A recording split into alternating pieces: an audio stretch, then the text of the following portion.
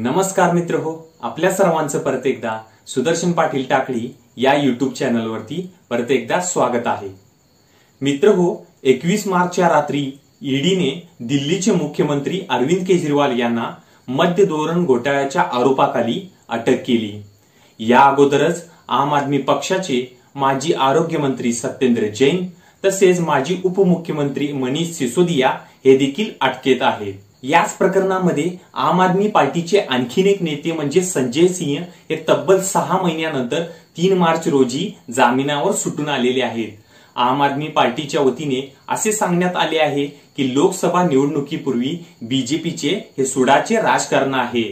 तर मित्र हो, मुख्यमंत्र्यासह आम आदमी पार्टीचे इतके बडे नेते ज्या आरोपाखाली अटक झाले तो मद्य धोरण घोटाळा आहे तरी काय, हेच आजच्या व्हिडिओमध्ये आपल्याला सविस्तरपणे पाहायचं आहे। सप्टेंबर 2020 मध्ये दिल्लीचे उपमुख्यमंत्री मनीष सिसोदिया यांनी नवीन मद्य धोरण ठरवण्यासाठी एक समिती नेमली।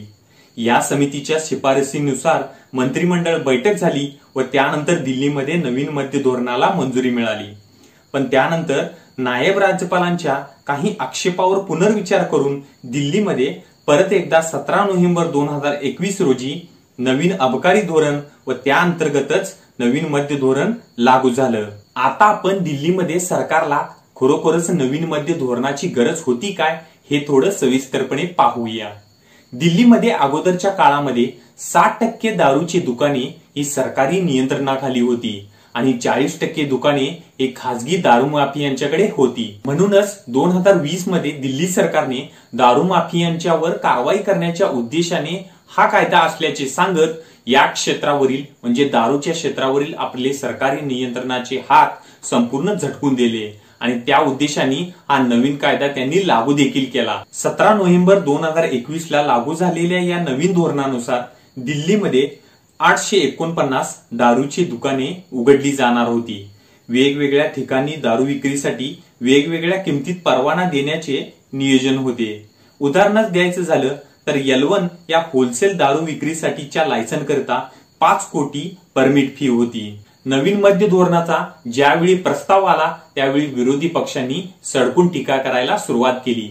पण हा नवीन मद्य धोरण कायदा हा सरकारी तिजोरीत महसुलाची भर पाडेल असे सरकारचे मत होते। नवीन मद्य धोरणामध्ये मद्यपानाचं वय 25 वरून 21 वर्ष करण्यात आलं। दारूचे दर ठरवण्याची मुभा दुकानदारांना देण्यात आली। हॉटेलमधील बार क्लब पहाटे 3 वाजेपर्यंत सुरू ठेवण्यास परवानगी देखील दिली। हे झाले मद्य धोरण व त्यातील काही महत्वाच्या गोष्टी। नवीन मद्य धोरणामध्ये घोटाळ्याचे आरोप कधी व कसे झाले आता आपण हे पाहूया। 8 जुलै 2022 रोजी दिल्लीचे मुख्य सचिव नरेश कुमार यांनी राज्यपाल, मुख्यमंत्री, उपमुख्यमंत्री तसेच इतर इन्व्हेस्टिगेशन एजन्सीला आपला एक अहवाल सादर केला। त्या अहवालानुसार दिल्लीत नवीन लागू झालेल्या मद्य धोरणात मंत्रिमंडळ बैठक व राज्यपालांची मंजुरी न देता काही बदल करण्यात आले, जे बदल बेकायदेशीर होते। हा झाला त्यांचा पहिला आरोप। दुसरा आरोप म्हणजे कोरोनाच्या काळात दारू विक्रेत्यांच्या मागणीनुसार दारूवरील परवाना शुल्क माफ करण्यासाठी त्यावेळचे मंत्री मनीष सिसोदिया यांनी जवळपास 24% दारू विक्रेत्यांचा कर माफ केला होता, ज्यातून सरकारी तिजोरीला जवळपास 144 कोटी रुपयांचा फटका बसला। या सर्व प्रकरणामध्ये दिल्लीचे माजी उपमुख्यमंत्री मनीष सिसोदिया यांनी मोठ्या प्रमाणावर कमिशन घेतले व हा सारा पैसा पंजाबच्या इलेक्शन मध्ये वापरला गेला असा त्यांच्यावरती थेट आरोप झाला। या सर्व आरोपानंतर दिल्लीचे नायब राज्यपाल यांनी सीबीआय चौकशीची शिफारस केली। सीबीआयने 19 ऑगस्ट 2023 रोजी मनीष सिसोदिया व इतर 14 जणांविरुद्ध एफआयआर दाखल केली। त्यानंतर दिल्लीतील घडामोडींना वेग येऊ लागला। मनीष सिसोदिया, संजय सिंह यांच्या चौकशा सुरू झाल्या व त्यानंतर ईडीने त्यांना अटक देखील केली। याच प्रकरणामध्ये ईडीने दिल्लीचे मुख्यमंत्री अरविंद केजरीवाल यांना 9 वेळा हजर राहण्यासाठी समन्स बजावला होता, पण वेळोवेळी अरविंद केजरीवाल हे वेगवेगळे कारणे देऊन ईडीच्या समन्सला हजर राहिलेच नाहीत। त्यानंतर मग 21 मार्च रोजी ईडीचे पथक थेट दिल्लीचे मुख्यमंत्री अरविंद केजरीवाल यांच्या घरी दाखल झाले। त्यानंतर त्यांनी त्यांचा मोबाईल ताब्यात घेतला व तब्बल 2 तास कसून चौकशी केली व चौकशी अंती दिल्लीचे मुख्यमंत्री अरविंद केजरीवाल यांना ईडीच्या पथकाने अटक देखील केली। ईडीच्या आरोपानुसार आम आदमी पार्टीच्या बड्या नेत्यासह भारतीय राष्ट्र समिती म्हणजेच BRS पक्षाच्या के कविता यांच्यामध्ये या विधेयकाबाबत धोरणात्मक चर्चा झाली होती। ईडीने के कविता यांना या अगोदरच अटक केली आहे।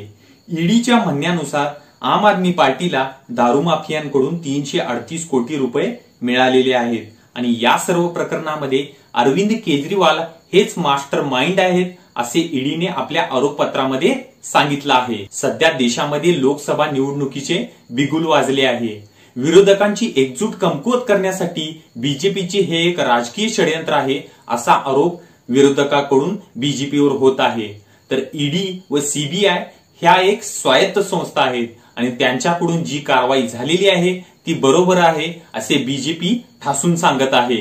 हे काहीही असो, सत्य हे बाहेर काही काळानंतर येईलच, पण ऐन निवडणुकीच्या तोंडावर सामान्य जनतेला विरोधक व सरकार यांच्यामधील कलगीतुरा मात्र नक्कीच पाहायला मिळत आहे। तर मित्रहो, दिल्लीतील राजकीय गोंधळ, अरविंद केजरीवाल यांना अटक व त्या पाठीमागचे कारणे यावरती सविस्तर माहिती दिलेला आजचा हा व्हिडिओ आपल्याला कसा वाटला व्हिडिओ खाली नक्कीच कमेंट करा। व्हिडिओ आवडल्यास लाईक व शेअर करा, जेणेकरून ही माहिती प्रत्येक व्यक्तीपर्यंत नक्कीच पोहोचली पाहिजे। तसेच YouTube वरती या चॅनल वरती तुम्ही नवीन असाल तर प्लीज सबस्क्राईब करा। हे माझं चॅनलचे नाव आहे सुदर्शन पाटील टाकळी। परत एकदा भेटूया नवीन एका सामाजिक विषयासोबत आणि नवीन एका व्हिडिओ सोबत। तोपर्यंत धन्यवाद मित्रहो।